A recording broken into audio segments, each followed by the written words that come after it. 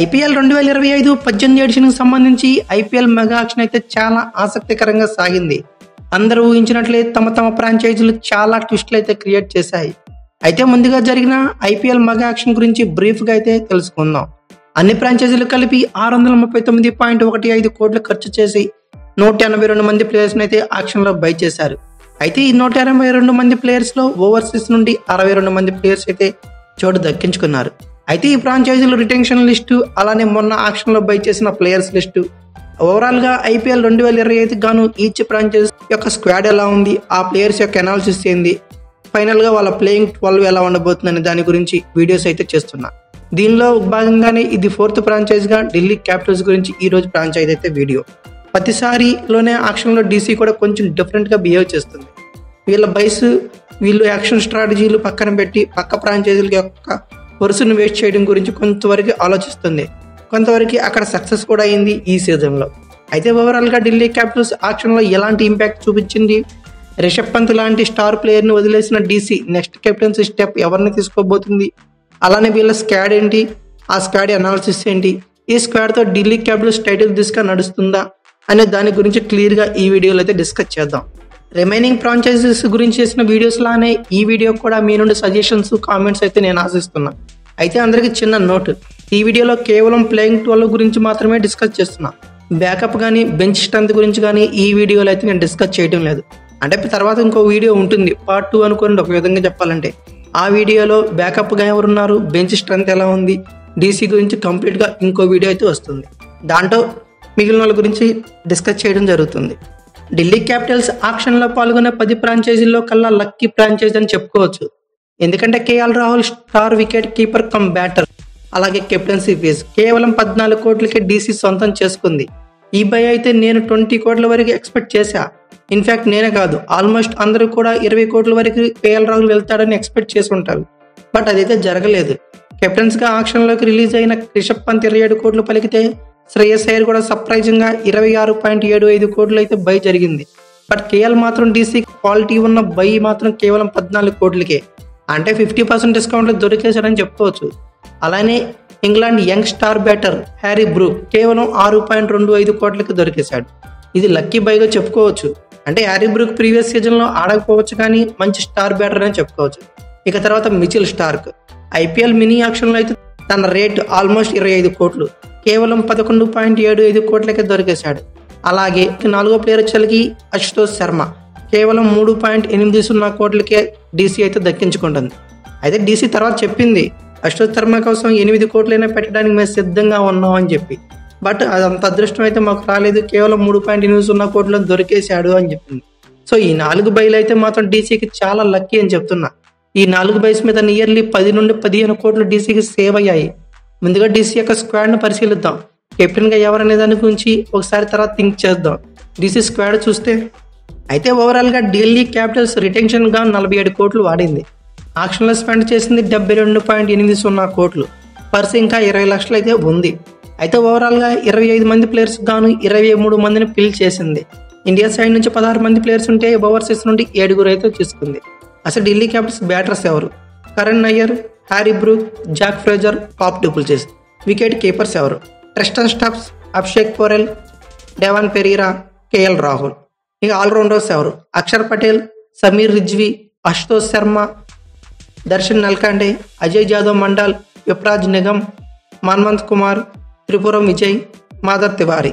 ఇక బౌలర్స్ ఎవరు? Kuldeep Yadav, Dushmantha Chameera, Mitchell Starc, Mohit Sharma, T Natarajan, Mukesh Kumar. ఇలా ఉంది. అయితే ఈ 23 మంది ఢిల్లీ స్క్వాడ్గా పరిగణించబడ్డారు. అయితే కేఎల్ రాహుల్ను బై చేసినాక డీసీ మేనేజ్మెంట్ దగ్గర కానీ మన వాళ్ళు తెలుగు వాళ్ళు ఒక ఇంటర్వ్యూ చేశారు. వేణుగోపాలరావు గారిని ఇంటర్వ్యూ చేశారు. ఎందుకంటే డీసీ మేనేజ్మెంట్లో వేణుగోపాలరావు గారు ఒక పార్ట్ కాబట్టి. కేఎల్ రాహుల్ 14 కోట్లను మీకు దొరికేసరికి మీరు ఎలా ఫీల్ అవుతున్నారని, చాలా హ్యాపీగా ఉంది అని చెప్పి అన్నారు. ఇక తర్వాత కెప్టెన్గా డీసీకి కేఎల్ రాహుల్ని ఎక్స్పెక్ట్ చేయొచ్చా అని అడిగారు. అలా అడిగితే వేణుగోపాలరావు గారు చెప్పిన సమాధానం కొంచెం సర్ప్రైజింగ్ అనిపించింది. ఆల్రెడీ మేనేజ్మెంట్లో మేము యాక్షన్లకు ముందే ఒక పేరు అయితే అనుకున్నాం. అతను ఎవరో కాదు, అక్షర్ పటేల్. అతను కూడా కెప్టెన్సీ పీసీ అని అనుకుంటున్నాం. కేఎల్ రాహుల్, అక్షర్ పటేల్ అనేది మీ మేనేజ్మెంట్ మొత్తం ఆలోచించుకొని డెసిషన్ తీసుకొని ఇద్దరిలో ఒకరి పేరు అయితే రిలీజ్ చేస్తామని చెప్పుకొచ్చారు. డీసీ మేనేజ్మెంట్లో కెప్టెన్గా కేఎల్ రాహుల్, అక్షర్ పటేల్ అనేది ఇంకా ఫిక్స్ అవ్వలేదు. సో నా ఒపీనియన్ అనేది మాత్రం కేఎల్ రాహుల్ కెప్టెన్గా 90% ఫిక్స్ అనుకుంటున్నా. ఓవరాల్గా ఆల్రౌండర్స్ పరంగా కొంచెం డిసప్పాయింట్ చేసింది ఢిల్లీ క్యాపిటల్స్. కేవలం అక్షర్ పటేల్ మాత్రమే క్వాలిటీ ఆల్రౌండర్గా స్క్వాడ్లో అయితే ఉన్నాడు. ఇక నా ఒపీనియన్ అయితే మరో పేస్ ఆల్రౌండర్ టార్గెట్ చేసి ఉంటే బాగుండేది అనుకుంటున్నా. Fast is fast DC set చేసుకున్న స్క్వాడ్ అయితే ప్లేయింగ్ 12లోకి వెళ్తే ఎలా ఉంటుందో చూద్దాం. తొలి ఓపెనర్గా కేఎల్ రాహుల్కే ఫిక్స్ చేయొచ్చు. ఐపీఎల్లో మిడిల్ ఆర్డర్లో ఎక్కువగా ఫిల్ చేయలేదు. మ్యాక్సిమం అటెంప్ట్స్ వచ్చేకి ఓపెనర్గానే సెట్ అయ్యాడు. అయితే కేఎల్ రాహుల్ని ఒకవేళ మిడిల్ ఆర్డర్లో పంపాలనుకుంటే మ్యాక్సిమం ఫినిషింగ్కి వెళ్ళాలి. ప్రజెంట్ అయితే డీసీ తరపున వెల్ నోన్ ఫినిషర్స్ సెట్ అయి ఉన్నారు. సో డీసీ ఖచ్చితంగా కేఎల్ని మిడిల్ ఆర్డర్లో పంపదని నేనైతే అనుకుంటున్నా. డెఫినెట్లీ ఓపెనర్గానే ట్రై చేస్తుంది. అయితే అదర్ హ్యాండ్ ఓపెనర్ ఎవరు? ఇక్కడ ఢిల్లీ క్యాపిటల్స్కి 2 ఆప్షన్స్ అయితే ఉన్నాయి. One of the Faf du Plessis, other one is Jake Fraser. అయితే జాక్ ఫ్రేజర్ బీభత్సమైన హార్డ్ హిట్టర్. 200 పైన స్ట్రైక్ రేట్తో ప్రీవియస్ సీజన్లో చెత్త కొట్టేశాడు. అలాని బేస్ ప్రైజ్ మీద డీసీ దక్కించుకున్న బ్యాటర్ పాప్ డూప్లెసిస్ పక్కన పెట్టడం అంటే కష్టమని చెప్పుకోవచ్చు. 40 సంవత్సరాలు అయినప్పటికీ ఇప్పటికీ బీభత్సమైన హార్డ్ హీటింగ్ అయితే చేయగలడు. అంతకుముందు సిఎస్కేలో కానీ ఆర్సీబీలో కానీ 100% తన ఎఫర్ట్స్ అయితే చూపించాడు. సో నేనైతే డీసీకి ఇతనే ఫిక్స్ అని అనుకుంటున్నా. ఓ పక్కన కేఎల్ రాహుల్ ఉంటే మరో పక్కన పాప్ డూప్లెసిస్తో ఓపెనింగ్ చేయొచ్చు. ఇక అలానే ఫస్ట్ డౌన్లో మనం ప్రీవియస్గా మాట్లాడుకున్నట్టు పేరే జాక్ ఫ్రేజర్ను సెట్ చేయొచ్చు. ఫ్రేజర్ గురించి ఎంత చెప్పినా తక్కువే.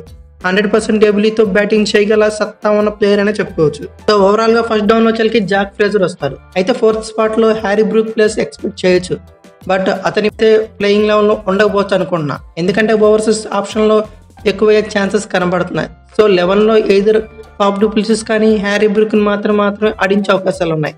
ఒకవేళ హ్యారీ బ్రూక్ ని ఆడించాలనుకుంటే ఓపెనర్ గా పాప్ డూప్లెసిస్ పక్కన పెట్టి జాక్ ఫ్రేజర్ ని పంపించే ఛాన్సెస్ ఖచ్చితంగా కనబడుతున్నాయి.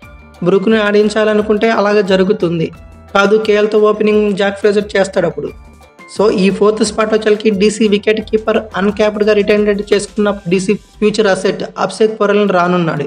ఎక్స్ట్రాడినరీ వికెట్ కీపర్ అని చెప్పుకోవచ్చు. ఈ విషయంలో ఎటువంటి సందేహం అయితే లేదు. అలానే ప్రీవియస్ సీజన్లో 2-3 మ్యాచ్లు అనుకుంటా తన బ్యాటింగ్ క్యాపబిలిటీతో చెత్త కొట్టేశాడు. సో 4th స్పాట్లో అభిషేక్ పొరల్ని ఎక్స్పెక్ట్ చేయొచ్చు.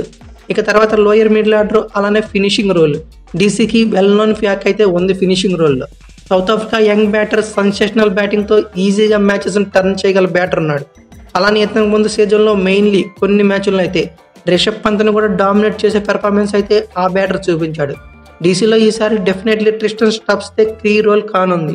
అలానే మరో వెల్ నోన్ ఫినిషర్ కూడా ఉన్నాడు, అశుతోష్ శర్మ. లిటరల్లీ చెప్తున్నా భయ్యా, ఇతని ఆక్షన్ ప్రైజ్ అయితే నియర్లీ 8-10 కోట్లు ఎక్స్పెక్ట్ చేశా. ఇన్ఫ్యాక్ట్ నేనేంటి ఢిల్లీ క్యాపిటల్స్ ఫ్రాంచైజ్ కూడా ఇదే చెప్పింది. మేము 8-10 కోట్లు పెట్టడానికైనా సిద్ధంగా ఉండే ఆ ప్లాన్తోనే వచ్చామని. ఇది కూడా మాకు లక్కీ బై అని డీసీ క్యాపిటల్సే ఒప్పుకుంది. సో 6th స్పాట్లో వచ్చేదానికి యాజ్ యూజువల్గా ఇతనే అశుతోష్ శర్మ రానున్నాడు. ఇక తర్వాత క్వాలిటీ ఆల్రౌండర్ అయిన అక్షర్ పటేల్ రావడం పక్క. కేఎల్ బై కనుక పాసిబుల్ అవ్వకపోతే అక్షర్ పటేల్ కెప్టెన్గా ఉండేవాడట.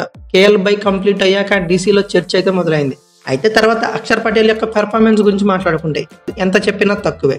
ఏ స్ట్రెంత్ అని చెప్పుకోవాలి. ఎక్కడ కూడా గివ్ అప్ ఇవ్వడు. చివరి బంతి దాకా ట్రై చేస్తారని చెప్పుకోవచ్చు. అయితే ఇతను 7th స్పాట్లో రావడం పక్క. ఓవరాల్గా డీసీ ఫినిషింగ్ అయితే క్లియర్గా కనపడుతుంది. ట్రిస్టన్ స్టబ్స్ 5th స్పాట్లో వస్తే 6th స్పాట్లో అశుతోష్ శర్మ, 7th స్పాట్లో Axar Patel. Match depend situation బట్టి ఓ ఆర్డర్ అయితే కొంచెం ఫ్రంట్ బ్యాక్ రావచ్చు అనుకుంటున్నా. ఇక అక్షర్ పటేల్లో యాడెడ్ అడ్వాంటేజ్ సిచ్యువేషన్ బట్టి బ్యాటింగ్ కూడా చేయగలడు. అంటే ఆఫ్ ద ఆర్డర్ కొన్ని చాలా బ్యాటింగ్ వచ్చినా రావచ్చు అని అనుకుంటున్నా.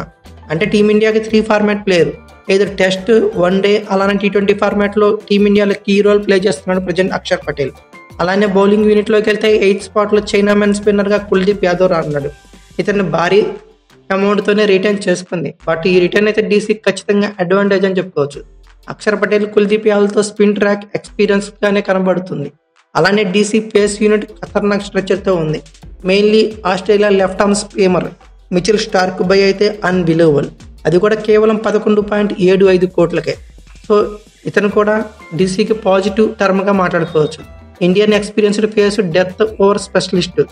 DC one of the consistent by 10.75 కోట్లకి ద నట్టు నటరాజన్ బై చేసింది. ఈ బై అనేది డీసీకి ఖచ్చితంగా బెస్ట్ బైగా మారనుంది. తొలి నుండే డీసీకి మంచి డెత్ బౌలర్ లేడు. సో ఇతని నుంచి మంచి బైగా మాట్లాడుకోవచ్చు. సో 8th స్పాట్లో కుల్దీప్ యాదవ్ వస్తే 9th స్పాట్లో మిచెల్ స్టార్క్ వస్తాడు. ఇక 10th స్పాట్ వచ్చేకి పేస్ ఆల్రౌండర్ లేకపోవడంతో డెఫినెట్లీ ఒక స్పెషల్ పేస్ బౌలర్కి పోతుంది ఢిల్లీ. ఈ ప్లేస్లో డీసీ నుండి టఫ్ కాంపిటీషన్ అయితే ఉంది. ఒకరేమో మోస్ట్ ఎక్స్పీరియన్స్డ్, అలానే మరోరేమో డెత్ ఓవర్ స్పెషలిస్ట్. లాస్ట్ 2 సీజన్స్లో కలిపి 40 వికెట్లు తీసిన మోహిత్ శర్మ. మరొకరేమో డీసీ బౌలర్ ముఖేష్ కుమార్. నా ఓటు అయితే మాత్రం మోహిత్ శర్మకి అని చెప్పుకోవచ్చు. మెయిన్లీ డెత్ ఓవర్స్లో బ్యాట్స్మెన్స్కి ముందు ఇంపాక్ట్ చూపిస్తాడు. కొన్ని మ్యాచ్ల్లో ఫెయిల్ అయినా తర్వాత మ్యాచ్లకి ఖచ్చితంగా ట్రస్ట్ చేసే ప్లేయర్ అని చెప్పుకోవచ్చు. లేదంటే ముఖేష్ కుమార్ని ఆడించే సిచ్యువేషన్ బట్టి ఇంపాక్ట్ ప్లేయర్గా మోహిత్ శర్మని యూజ్ చేసుకునే పాసిబిలిటీస్ లేకుండా పోలేదు. అలాగే ఇంపాక్ట్ ప్లేయర్గా బ్యాటర్ కోసం ట్రై చేస్తే సమీర్ రిజ్వీ కోసం వెళ్తారు. అయితే ఓవరాల్గా డీసీ ప్లేయింగ్ 12ను ఒకసారి పరిశీలిద్దాం. KL Rahul, Faf du Plessis, Jake Fraser, Abhishek Porel, Tristan Stubbs, Ashutosh Sharma, Axar Patel, Kuldeep Yadav, Mitchell Starc, Mukesh Kumar, T Natarajan. Impact ప్లేయర్గా సమీర్ రిజ్వీ, మోహిత్ శర్మ ఇలా ఉన్నారు. ఓవరాల్గా నా ప్లేయింగ్ 12 అయితే ఇది. ఇక అయితే ముందే చెప్తున్నా, బ్యాకప్ గురించి కానీ అలాగే బెంచ్ స్ట్రెంత్ గురించి కానీ ఈ వీడియోలో నేను ఎటువంటి డిస్కషన్ అయితే పెట్టలేదు. అయితే ఫ్యూచర్ వీడియోస్లో ఖచ్చితంగా అన్ని ఫ్రాంచైజీలు ప్లేయింగ్ 12 చేశాక, అన్ని ఫ్రాంచైజీల యొక్క ప్లేయింగ్ 12 కంప్లీట్ అయినాక, అన్ని ఫ్రాంచైజీల యొక్క బ్యాకప్ బెంచ్ స్ట్రెంత్ గురించి మళ్ళీ వీడియోస్ అయితే ఉంటాయి. అయితే ఈ వీడియో మీకు చూసినాక ఖచ్చితంగా ఒక సజెషన్, ఒక కామెంట్ అయితే ఖచ్చితంగా ఉంది. అలాగే లైక్ చేయండి. ఈ వీడియో కనుక మీకు నచ్చితే లైక్, షేర్, కామెంట్, సబ్స్క్రైబ్ చేసుకోండి. అలాగే పక్కనే ఉన్న బెల్ ఐకాన్ నొక్కడం మాత్రం మర్చిపోకండి. Thank you for watching. Have a nice day.